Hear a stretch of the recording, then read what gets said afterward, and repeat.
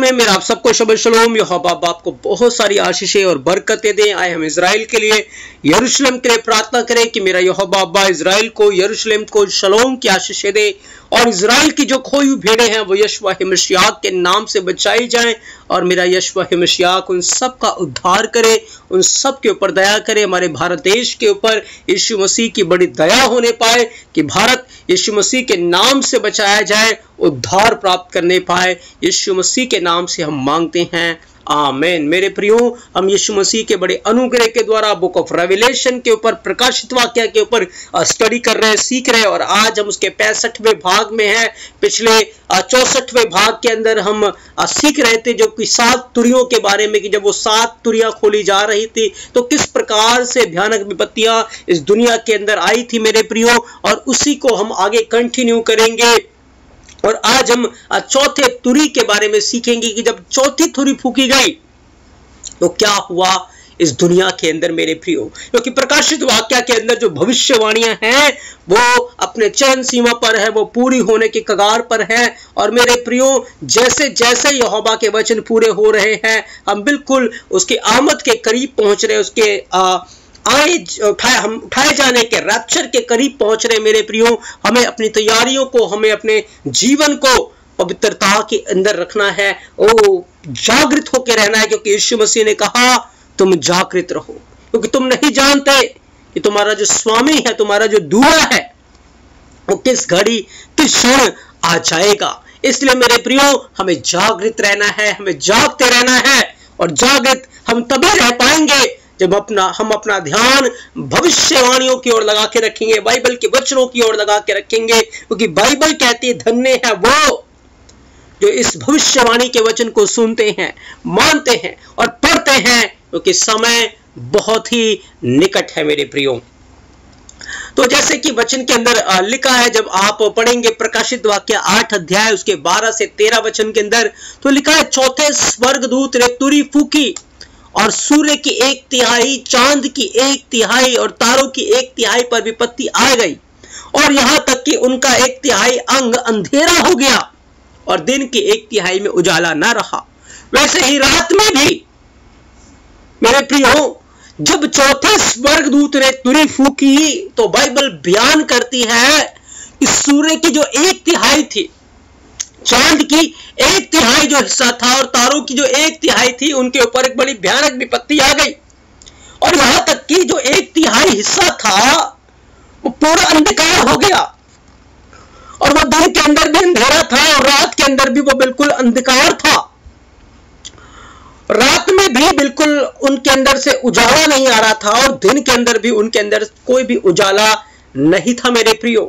और आगे वचन के अंदर लिखा है, जब मैंने फिर देखा तो आकाश के बीच में एक उकाब को उड़ते और ऊंचे शब्द से यह कहते सुना, उन 3 स्वर्गदूतों की तुरियों के शब्द के कारण जिनका फूकना अभी बाकी है, पृथ्वी के रहने वालों पर हाय हाय और हाय। 3 बार मेरे प्रियो बोला गया हाय हाय हाय, यानी कि अब जो अगले 3 जब तुरियां फूकी जाएंगी उसके कारण एक और भी भयानक विपत्ति, जो इन 4 तुरी के फूकने से जो विपत्ति आई थी, उनके आगे वो जो विपत्ति आई थी, वो आने वाली विपत्ति के आगे कुछ भी नहीं है, वो और भी बड़ी भयानक होने वाली है मेरे प्रियो। जब उकाब ने उड़ते हुए ये शब्द कहा, और मेरे प्रियो इस दुनिया के ऊपर एक बड़ा हाय हुआ। मैं आपको बताना चाहता हूं, जब चौथे स्वर्गदूत ने तुरी फूकी थी तो क्या हुआ था। क्या यह भविष्यवाणी किस बात की ओर इशारा कर रही है, यह भविष्यवाणी किसकी चीज की ओर इशारा कर रही है।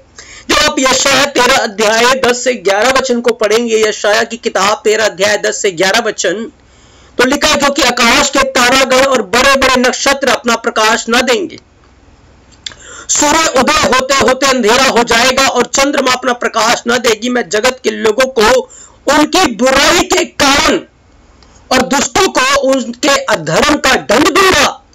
मैं अभिमानियों के अभिमान को नाश करूंगा और उपद्रव करने वालों के घमंड को तोड़ डालूंगा। मेरे प्रियो, ये एक पृथ्वी के लिए एक बड़ी भयानक विपत्ति है जो कि उनके घमंड को तोड़ने के लिए है मेरे प्रियो।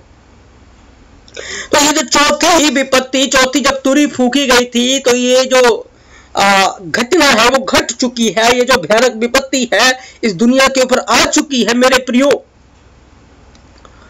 और क्या हुआ था 1991 के अंदर, 1991 के अंदर, क्योंकि पिछली बार हम सीख रहे थे कि जब पहले स्वर्गदूत ने तुरी फूकी थी तो पहला जो विश्व युद्ध हुआ उसकी ओर ये तुरी इशारा कर रही थी।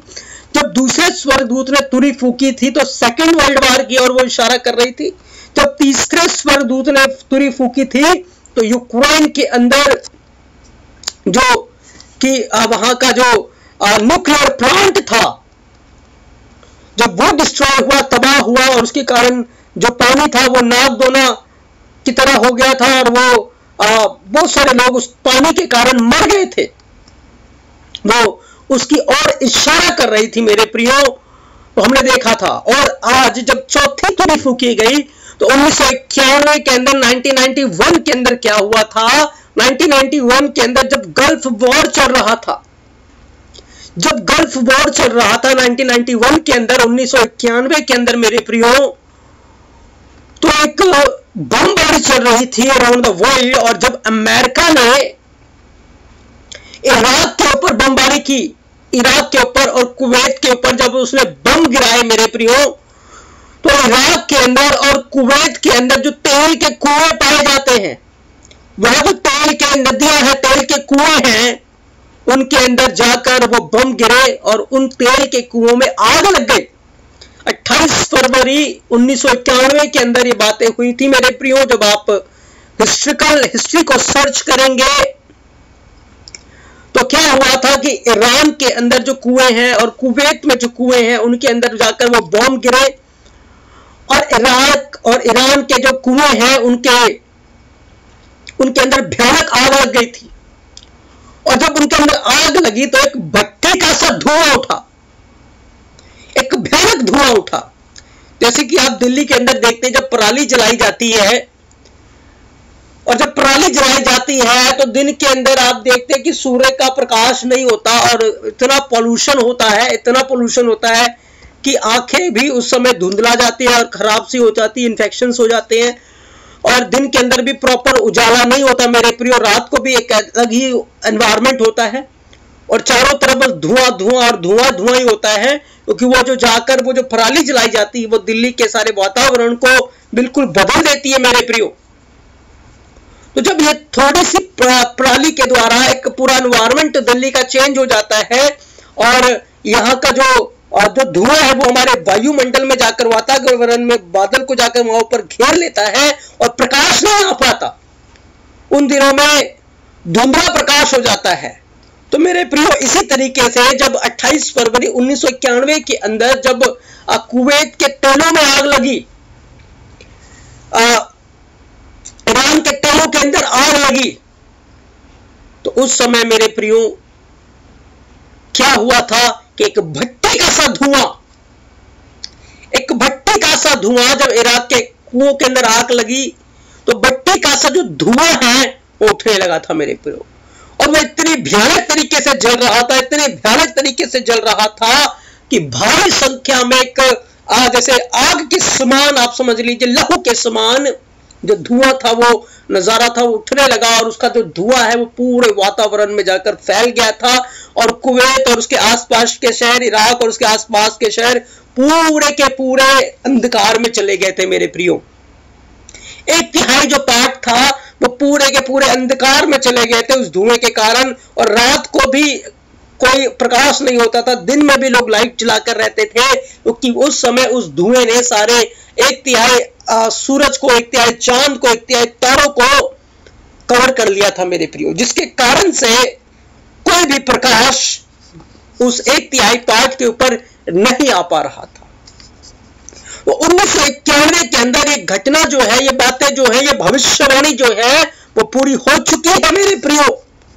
जब तारों की 1/3 पर, चांद की 1/3 पर और सूरज की 1/3 के ऊपर विपत्ति आ चुकी है, और वो उस समय लोग दिन में भी लाइटें जला रहे थे, और ना केवल घर के अंदर पर मेरे प्रियो रोड के ऊपर भी, सड़कों के ऊपर, क्योंकि कोई भी उजाला नहीं था।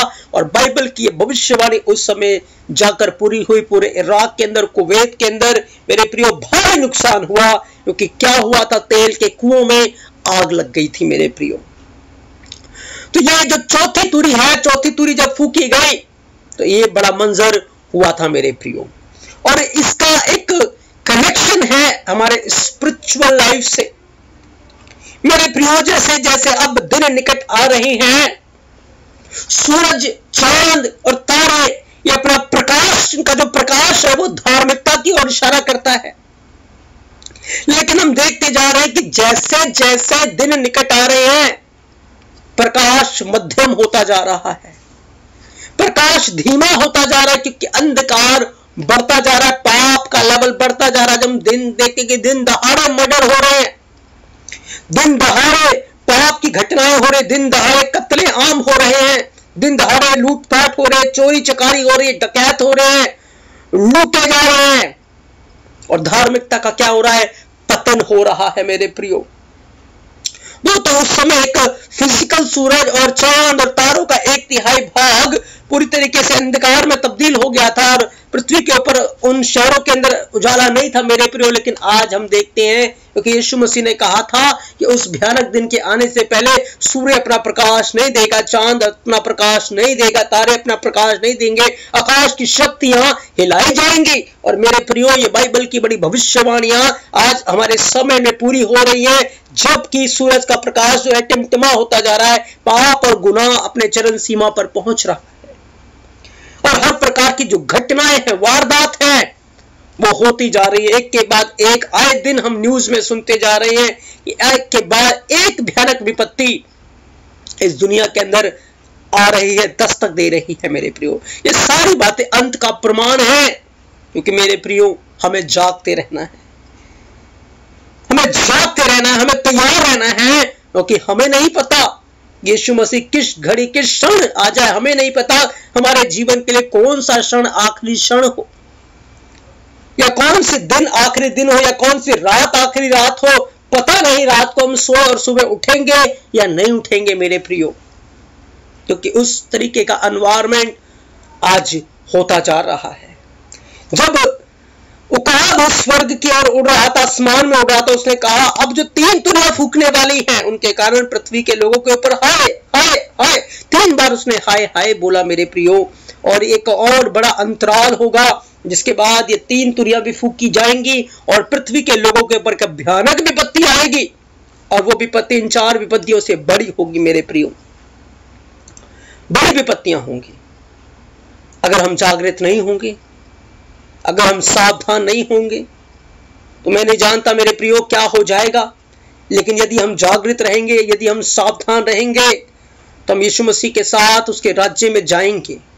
बाइबल बयान करती है, धनी जो है वो जागृत नहीं था, धनी अपने भोग विलास में, अपनी मस्ती में और अपनी चीजों में लौलीन था। और लाजर जिस दुख में था, जिस पीड़ा में था, उस पीड़ा में भी वो यहोवा को धन्य कहता था। मेरे प्रियो, आज भी मसीह लोग धन इकट्ठा करने में लगे हुए हैं, वो धन की ओर बढ़ रहे हैं, धन की ओर भाग रहे हैं। उनकी लाइफ सिर्फ धन को प्राप्त करने के लिए, धन को बढ़ाने के लिए है। लेकिन याद रखिए, ये धन की जो भूख है वो आपको आपके आत्मिक जीवन में गिरा सकती है मेरे प्रियो। धन बढ़ रहा है, धन आपके पीछे आ रहा है, इसमें कोई बुराई नहीं, लेकिन यदि आप धन के पीछे भाग रहे हैं तो मेरे प्रियो ये बड़ा घातक हो सकता है।